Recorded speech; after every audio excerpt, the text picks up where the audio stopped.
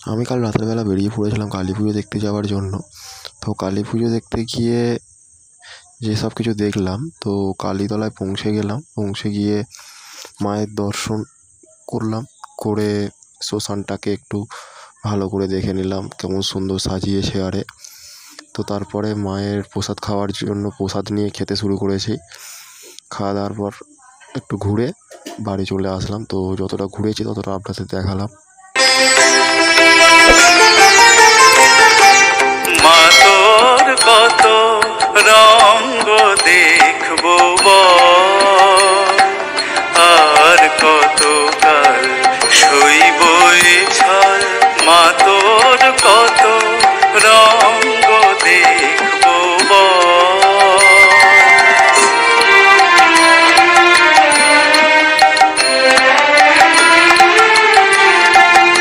কখন মা রূপ দেখি তোর এলো ভেসে।